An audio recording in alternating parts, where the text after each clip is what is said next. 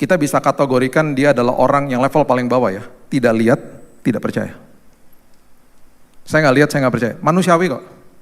Level di atasnya, udah lihat, tetap nggak mau percaya. Ada juga orang seperti begitu, ada.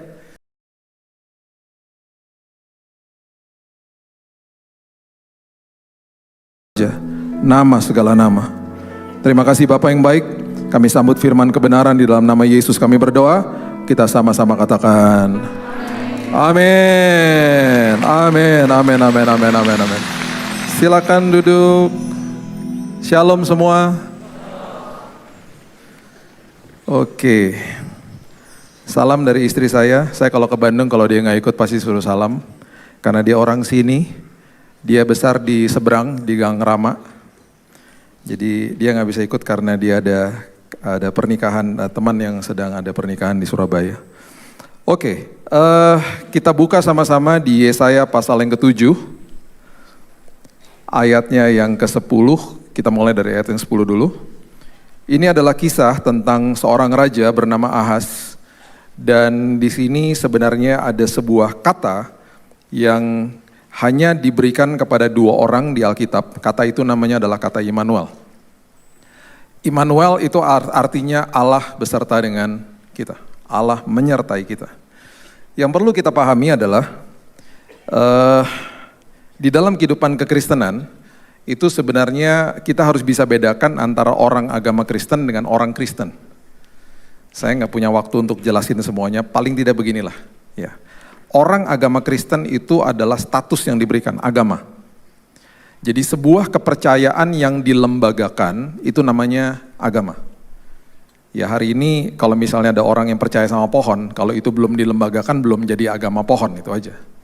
Jadi semua yang sebuah kepercayaan dilembagakan itu jadi agama. Di dalam agama Kristen kalau kita kerucutkan, itu ada pertentangan waktu zaman dulu misalnya, tentang doktrin misalnya. Kemudian terjadilah denominasi. Denominasi ketika dilembagakan itu adalah kata yang kita kenal namanya sinode. Di dalam denominasi sinode ada banyak sekali tata ibadah dan ritual-ritual.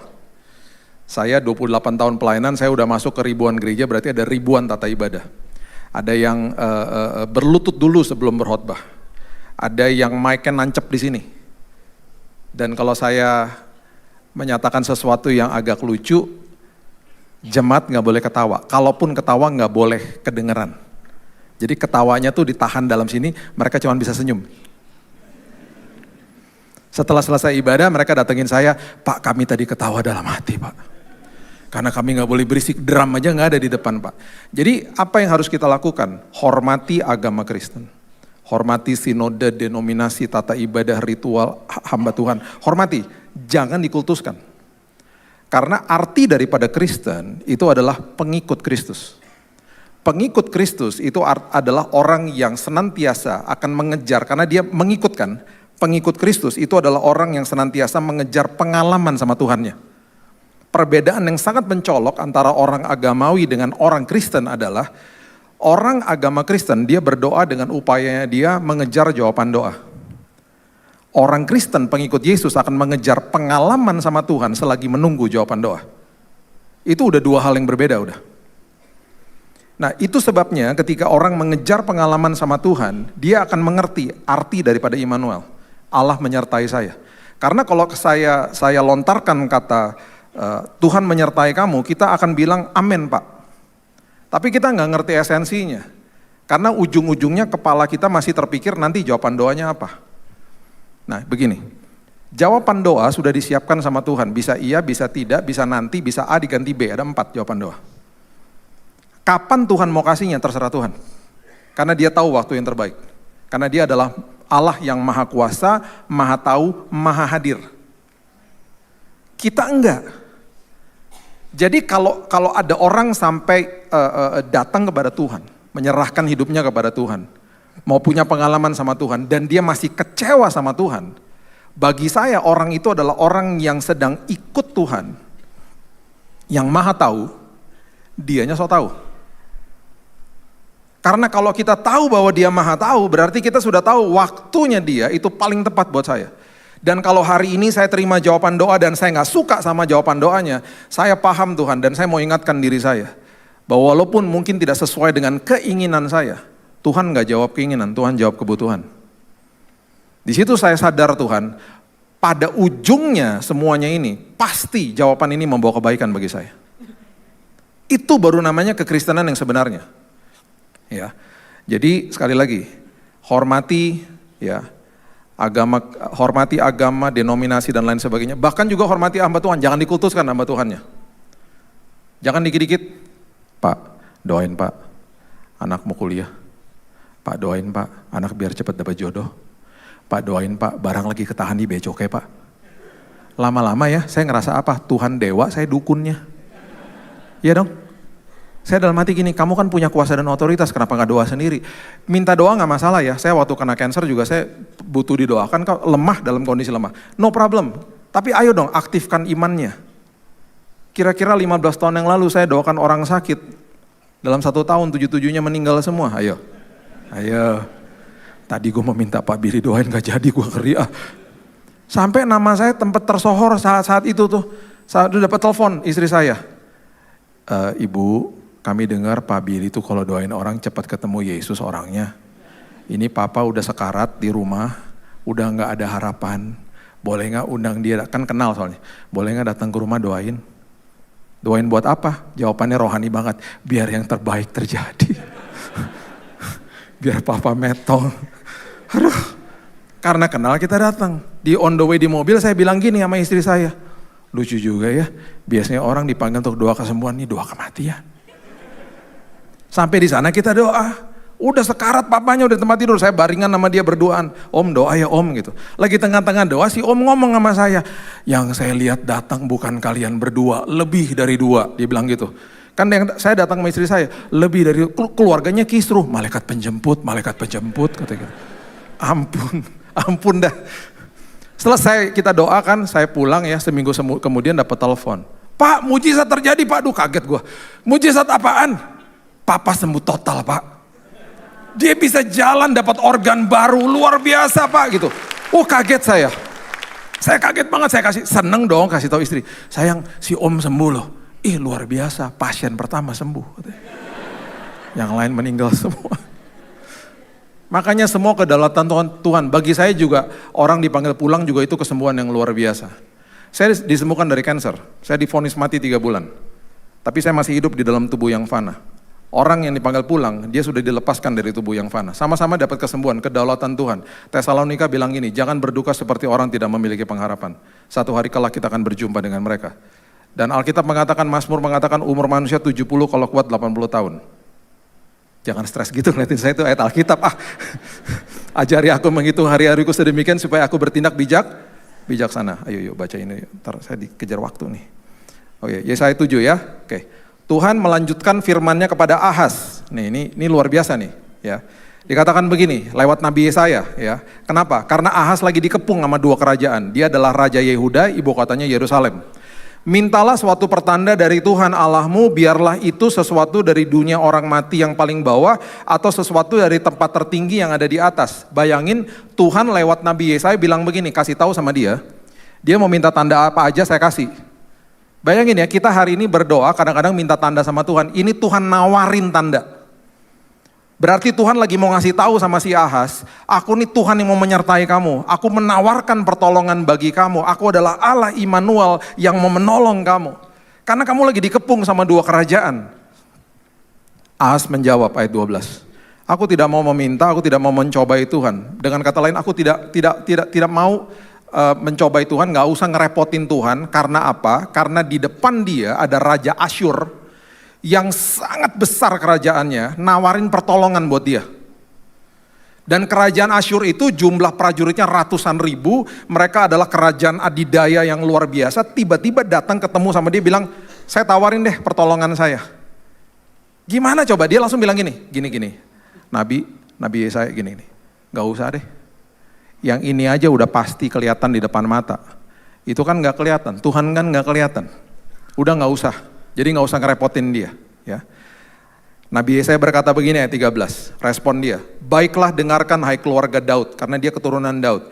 Belum cukupkah kamu melelahkan orang sehingga kamu melelahkan Allahku juga. Melelahkan orang itu maksudnya gini, setiap kali kita mengambil keputusan di luar kehendak Tuhan, pasti ngerepotin orang.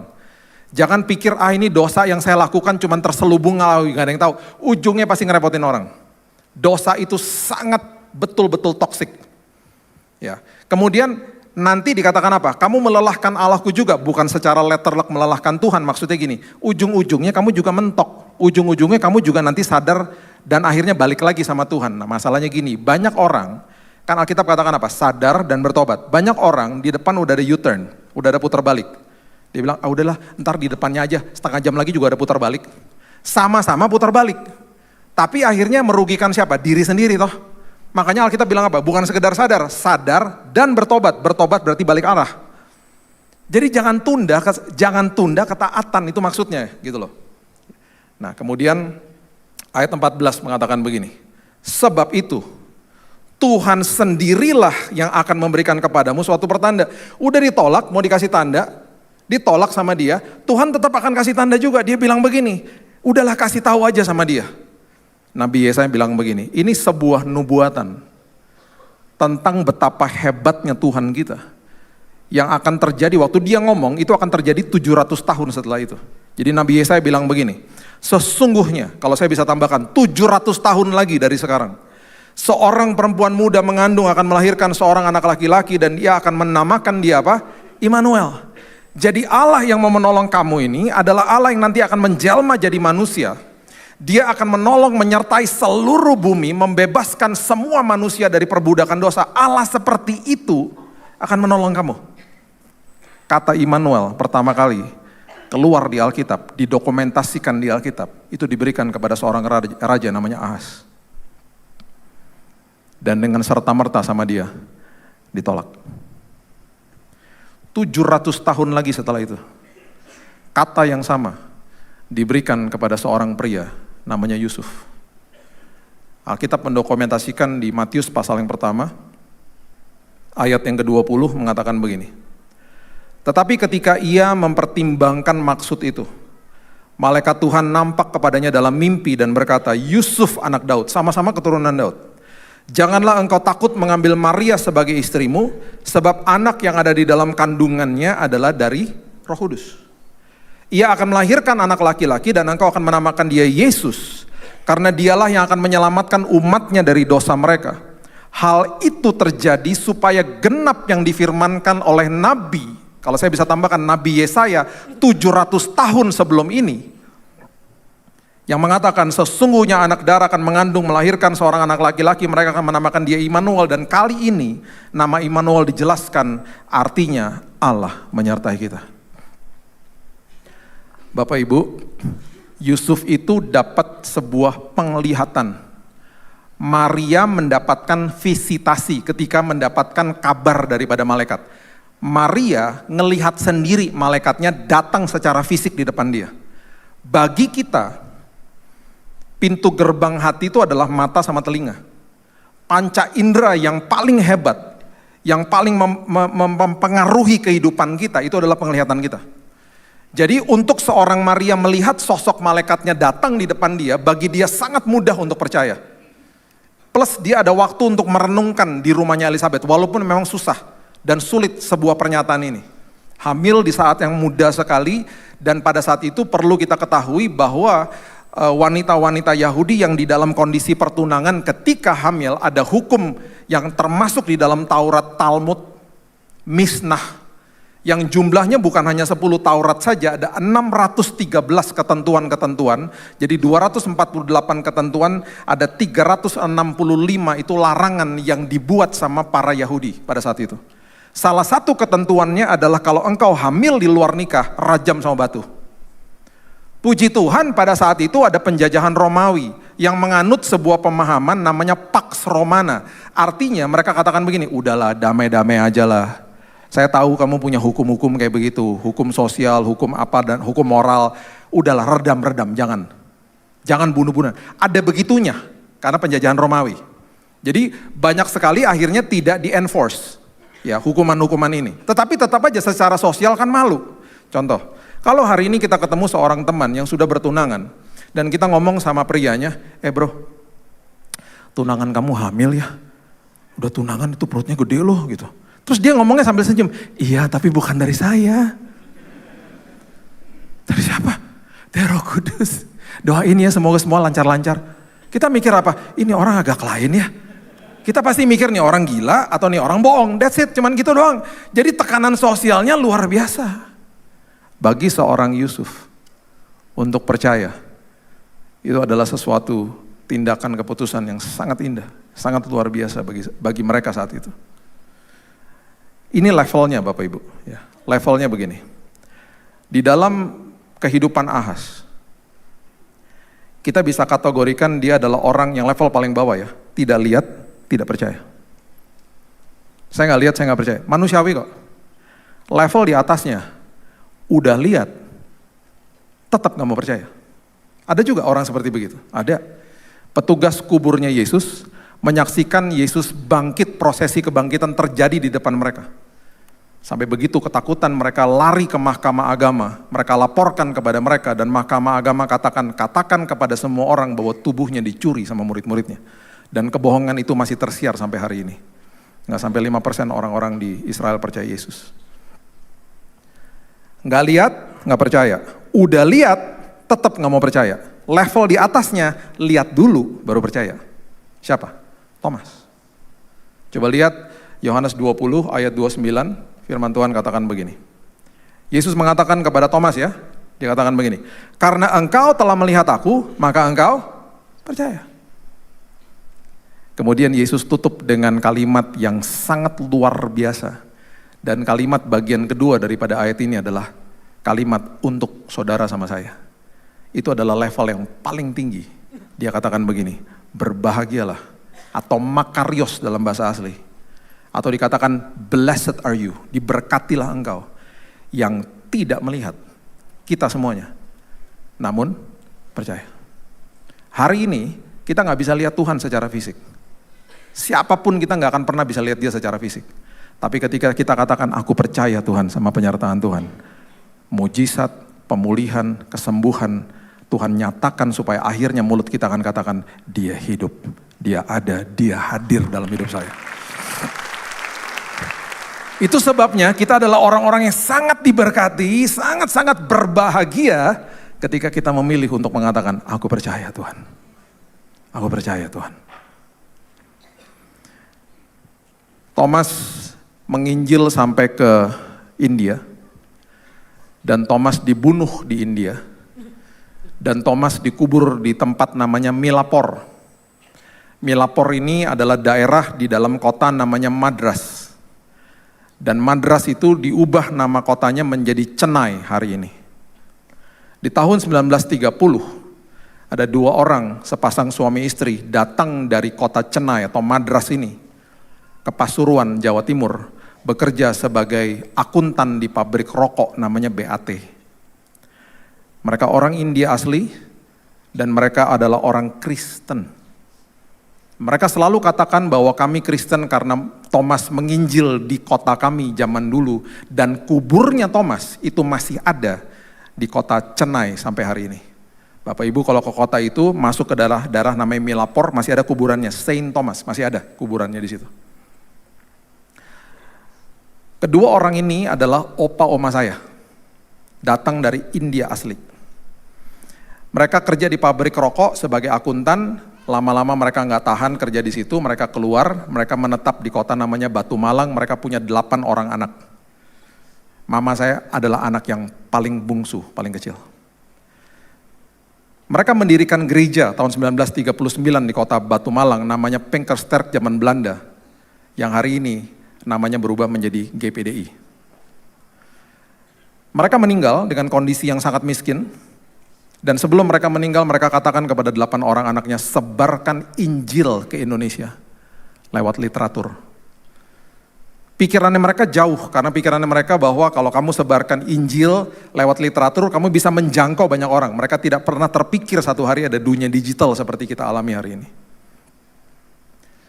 Mereka meninggal, Dari 8 bersaudara cuman 1 yang pria anak tengah, dia bilang sama kakak dan adiknya, biarkan saya pergi ke Jakarta mengadu nasib, doakan saya kalau saya berhasil saya boyong kamu ke Jakarta. Singkat cerita dia pergi ke Jakarta tahun 60, kemudian di sana dia mulai dagang kopi. Ini cikal bakal kenapanya saya suka banget sama kopi. Hal pertama saya mau bilang terima kasih sama Tuhan, thank you Tuhan. Kalau saya ketemu dia di sorga, udah ciptakan biji kopi. Tadi sebelum masuk di lounge double shot espresso dulu di situ. Agak vulgar kalau minum ya. Indah, kopi itu luar biasa bagi saya. Tapi jangan pakai gula, jangan pakai susu lah. Itu namanya melecehkan kopi namanya. Oke, jadi ini om saya ya, ini berarti om saya ya. Dia dagang kopi, dia punya uang, akhirnya dia nggak banyak uangnya, tapi dia cukup lah untuk datangin kakak sama adiknya di tahun 60 ke Jakarta. Hanya 1 yang tinggal di Batu Malang karena dia mau meneruskan gerejanya. Gerejanya masih ada sampai hari ini. Jemaatnya sudah 1.500 di sebuah desa kecil. Kalau belum pernah ke Batu Malang, rugi. Ke Batu Malang tuh luar biasa, indah, desa kecil dan indah banget ya. Udah, singkat cerita ya, dibawa ke sana. By the way, dari 8 bersaudara ini semuanya udah meninggal. Tinggal mama saya umurnya 82, sama kakaknya yang mengembalakan gereja di Batu Malang itu umurnya 89. Mama saya kalau ditanya, tante rahasia umur panjang apa tante? Makan ikan, olahraga, oh dia masih olahraga, 82, jalan masih tegak. Masih nge-gym setiap hari ya, sama sepeda statis, angkat barbel 2 kilo, mama saya. Jadi olahraga, makan ikan, satu lagi minum wine. Minum wine tante? Iya kayak Paulus dia bilang gitu. Oh iya? Iya ada ayatnya, di mana tante? Nggak tahu, pokoknya ada ayatnya. That's my mom ya. Oke. Mereka ke Jakarta dan papa saya datang dari Manado, papa saya asli Manado. Nyanyi di paduan suara di gereja GPDI Ketapang namanya. Ketemu sama mama saya di situ.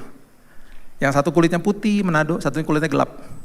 Lihat-lihatan jatuh cinta, nikah, lahirlah saya gitu loh ceritanya ya. Udah, papa saya berarti gabung ke keluarga toh, ikutan bisnis kopi. Bisnis kopinya seret. Di tahun 67 keluarga besar berkumpul, mereka bilang ini, yuk kita lakukan apa yang orang tua kita katakan kepada kita. Di tahun 67 mereka mendirikan yayasan namanya Immanuel. Makanya kata Immanuel itu sangat dekat dengan saya. Di dalam yayasan itu ada toko bukunya, ada penerbitan, ada satu divisi yang bantu hamba-hamba Tuhan. Sampai hari ini masih ada. Kita bantu hamba Tuhan setiap bulannya di daerah-daerah. Dan kita ada sekolah di Batu Malang dari TK sampai SMA. Dulu kita pernah punya cabang di sini, Ciamplas. Toko buku Immanuel. Nah, dengan berjalannya waktu akhirnya saya sering sekali dengar di rumah kalau doa malam mereka berdoanya gini, mama sama papa. Tuhan berkati kami Tuhan, berkati toko bukunya, berkati usaha kopinya Tuhan, supaya kami bisa punya uang ekstra, kami punya visi mau cetak buku lebih banyak, dan traktat, zaman itu masih zaman traktat kecil-kecil tuh, buklet kecil. Kami mau kirim ke daerah-daerah Tuhan, karena banyak gereja-gereja butuh buku-buku di daerah untuk perpustakaannya mereka. Itu doanya mereka hampir tiap malam ngomong begitu. Singkat cerita, tahun 71, saya masih kecil, tua juga gue ya. Banyak, tahun 71 dia udah lahir, pantesan rambutnya udah hilang. By the way, kalau misalnya agak-agak silau, mohon maaf ya. Ada satu gereja ya, biasanya kalau di lounge gereja tuh orang datang gini, Pak nanti ada PPT nggak? Oh nggak ada. Pak nanti ada request lagu nggak? Nggak ada. Ada satu gereja datang gini, Pak mau dibedakin nggak? Saya kan nggak ngerti ya, saya bilang, bedakin, nggak usah, saya bilang gitu kan. Terus saya tanya sama istri saya, kenapa ya mau dibedakin? Itu karena kepala kamu mantul cahaya. Makanya dibedakin buat ngeredam. Oh gitu. Iya kalau masuk YouTube jelek tahu, kayak bohlam lampu di depan. Mohon maaf ya, kalau ada pantulan-pantulan cahaya. Oke, terusin lagi ceritanya. Jadi tahun 71 ya, tiba-tiba di kantor kopi di rumah ya, kantor kopi juga di rumah, masuklah telex. Adik-adik yang nggak ngerti telex di Google aja, saya nggak punya waktu jelasin ya. Adalah kayak mesin fax lah. Tapi ketika beritanya masuk tuh satu paragraf bisa setengah jam, terus dia berhenti. Jadi berita dari luar lah pokoknya, mesin telex. Bunyinya begini, kami gerai kopi dari Amerika. Tolong kirimin kami sampel kopi Sumatera, dia bilang gitu. Dikasih alamatnya segala macam di situ. Saya nggak pernah lupa tuh, tahun 71 papa saya mengemas kopi di garasi, saya tanya, "Pah, mau dikirim kemana?" "Ke Amerika." "Di mana tuh Amerika?" "Nggak tahu, jauh," katanya gitu. Singkat cerita, udah dikirim, saya nggak ngikutin lagi beritanya, di akhir tahun 71, mau masuk ke tahun 72 ya, itu tiba-tiba saya bangun pagi, di depan rumah ada truk besar banget, ditutupin sama terpal, dan ada keluarga kami, mama, papa, om, tante, semuanya lagi ngumpul di sekeliling truk itu, sama supirnya berdoa. Berdoa. Gandengan tangan. Selesai saya tanya, "Ngapain, mau kemana, itu apaan?" Terus mama saya bilang begini, "Itu yang kita doakan Tuhan udah jawab. Itu di dalam truk itu ada buku-buku, ada traktat semuanya gitu." "Oh, luar biasa," saya bilang gitu. "Iya, itu sekarang supirnya anak Tuhan. Mau ke daerah-daerah, ke pelosok-pelosok Jawa, mau kirim-kirim buku buat gereja-gereja." Wah, puji Tuhan gitu kan. Terus saya tanya gini, "Katanya gak punya duit." Mama saya bilang gini, "Kamu inget gak yang kamu temenin papa di garasi, ngepasin kopi? Itu gerai kopinya pesan ulang terus, kita dikirimin cek dolar. Ceknya itu dikonversi ke rupiah, makanya bisa cetak buku." Bapak Ibu tahu gerai kopi itu hari ini namanya Starbucks.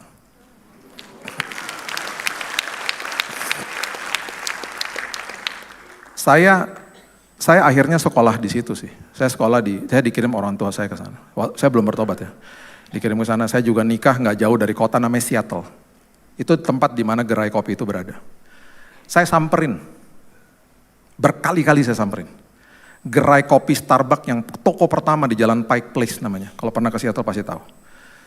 Di situ toko kecilnya, logonya nggak kayak sekarang. Logo Starbucks sekarang hijau kan. Itu logonya masih coklat. Coba di Google pasti ada. Dan itu orang ngantri di situ, mau masuk ke toko kecil itu, karena mereka mau selfie di situ, minum kopi dan beli gelasnya, tulisannya "The First Starbucks Store", tulisannya gitu. Nah, saya ke situ ketemu sama GM-nya, ngobrol-ngobrol segala macam, mereka bilang gini, "Iya, kita tuh pernah dengar cerita itu, kalau ada telexnya kita mau taruh di museumnya Starbucks." Udah nggak ada lah. Cuman karena akhirnya kenalan dan lain sebagainya, saya kasih tahu semua sejarahnya, saya kalau ke sana gratis minum kopinya. Cuman tiketnya mahal aja, mau gratis ke Amerika. Nah sekarang gini, saya cuma mau kasih pengertian ini sama kita. Di tahun 71, HP nggak ada, email nggak ada. Telepon, mana orang tahu telepon ini siapa, telepon ini nomornya berapa, nggak ada, telepon rumah cuma ada. Kalau ada sebuah telex bisa masuk. Kalau Tuhan bisa pertemukan dengan sesuatu yang tampaknya sepertinya tidak mungkin, itu artinya penyertaan Tuhan nggak pernah gagal. Nggak pernah gagal. Itu artinya di masa depan kita yang Tuhan, Alkitab katakan Tuhan mendahului kita.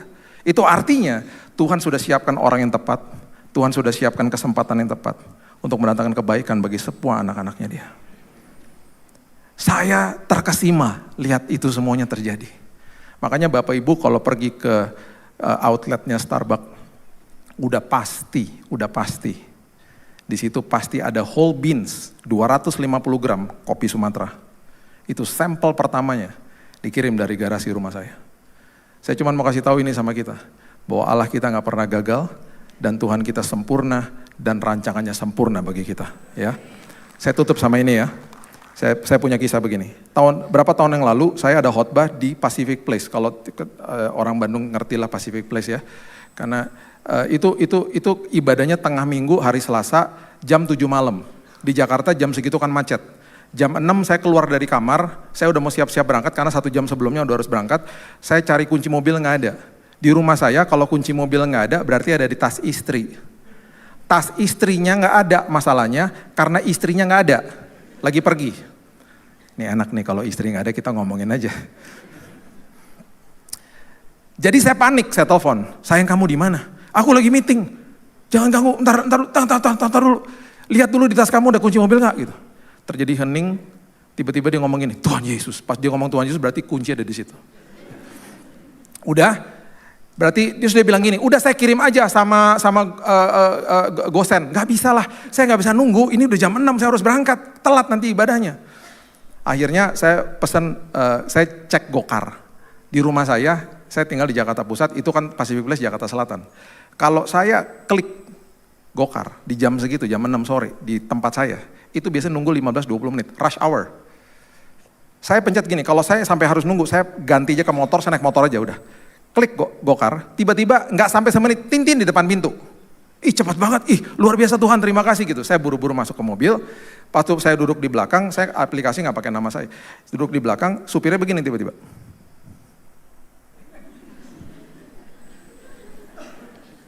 Ini Pak Billy ya? Iya, terus nangis dia. Puji Tuhan Pak, saya baru nonton khotbahnya Bapak nih Pak. Dikirimin sama keluarga Pak. Puji Tuhan Pak, persis kok Tuhan bisa kirim Bapak masuk mobil saya persis di mana saya lagi banyak masalah Pak. Aduh puji Tuhan Pak, Bapak dikirim ke sini Pak, boleh konseling Pak. Boleh Mas, jalan Mas, jalan. Kita telat ini jalan, tapi selama perjalanan boleh konseling, boleh, jalan. Selama perjalanan dia lagi bawa mobil, dikit-dikit lihat ke belakang. Saya bilang, lihat ke depan Mas, lihat ke depan. Sampai di Pacific Place jam 7 kurang 5. Masih ada waktu kan? Saya bilang gini, Mas ke bawah aja ke basement, kita doa di bawah. Kalau di sini ntar diusir satpam. Di bawah kita doa sebentar. Habis berdoa, terus saya keluar dari mobil, ya kan, kita peluk-pelukan. Saya nggak kebayang pagi-pagi, bangun pagi, sorenya akan peluk-pelukan sama supir gokar, nggak pernah kebayang. Oh dia senang, saya puas, dia puas. Terus saya tanya gini, Mas, kok tadi cepet banget bisa datang ke rumah saya?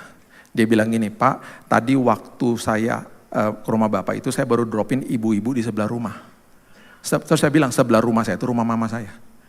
Ibu yang muda apa yang tua? Yang muda. Kalau yang muda tuh istri adik saya. Saya baru dropin dia, aplikasi bunyi, rumahnya Bapak. Luar biasa ya Pak, Tuhan temukan kita. Bapak gimana ceritanya bisa pesan gokar? Saya juga punya cerita, saya tadi kunci dibawa sama istri, saya bilang gitu. Wah luar biasa ya Pak, Tuhan pertemukan kita. Wah puji Tuhan, udah saya masuk ke ruang ibadah. Istri saya WhatsApp, dia merasa bersalah. Nanti abis aku meeting, aku jemput kamu ya. Gitu. Udah, dijemput saya. On the way pulang dia bilang gini. Saya bilang gini sama dia. Saya ceritain soal yang tadi. Dia bilang gini, puji Tuhan ya, Tuhan baik. Terus dia bilang gini, makanya kalau kunci ada di dalam tas, berarti Tuhan punya maksud. Gak gitu juga gak besok-besoknya masukin tas lagi. Tapi maksudnya saya cuma mau kasih kekuatan begini sama kita. Kalau ada penundaan Bapak Ibu, ada pintu yang tertutup, ada kemungkinan ada bahaya loh di situ. Yang kita gak pernah tahu. Karena Tuhan mau alihkan kita ke jalan yang lain, karena jalannya dia sempurna. Dan itu sebabnya saya dipertemukan sama orang itu. Kenapa? Karena jalannya Tuhan selalu indah dan Tuhan selalu menyertai kita karena dia adalah Allah Immanuel. Amin. Berikan tepuk tangan kita untuk Tuhan kita. Bapak yang baik, terima kasih buat hari ini. Meteraikan firman ini karena kami juga sudah dimeteraikan sama Roh Kudus. Dan hamba-Mu percaya Tuhan, siapapun yang sedang ada di dalam pergumulan, buat kami sadar hari ini bahwa penyertaan Tuhan gak pernah gagal. Tuhan akan pertemukan kami dengan orang yang tepat, kesempatan yang tepat, dan Tuhan akan terus bawa kami naik bukan turun. Lumbung-lumbung kami diisi penuh, apapun yang kami kerjakan Tuhan buat berhasil. Kami percaya apapun penyertaan Tuhan pasti membawa kebaikan bagi setiap kami.